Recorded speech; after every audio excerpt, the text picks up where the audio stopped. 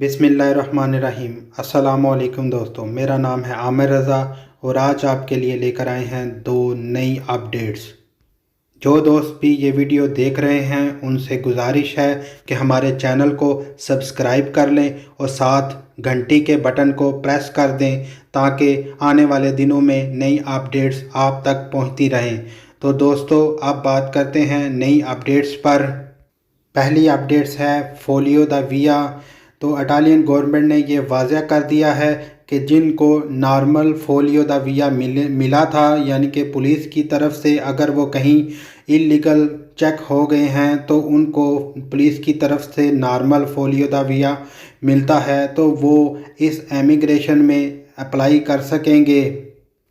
याद रहे कि दो किस्म के फोलियो द विया होते हैं।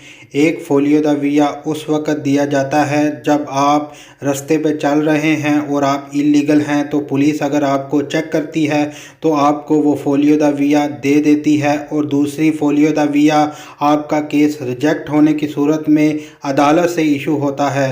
तो इस सूरत में अगर अदालत से इशू हुआ है तो आप ये एमिग्रेशन अप्लाई नहीं कर सकते। अगर आपको पुलिस ने फोलियो द विया दिया है तो आप इस एमिग्रेशन में अप्लाई कर सकते हैं। दूसरी अपडेट, एक दोस्त ने सवाल किया है, जी ये जो 6 महीने की सजोरनो पहली मिलेगी, क्या इस सजोरनो पर हम पाकिस्तान या किसी भी दूसरे मुल्क में सफ़र कर सकते हैं?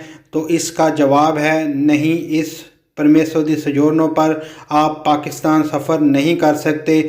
जब आप नेक्स्ट ये रीन्यू करवाएंगे परमेसो दी सजोरनो, जब आपकी सजोरनो साल या 2 साल में कन्वर्ट हो जाएगी तो आप जो है पाकिस्तान सफ़र कर सकेंगे।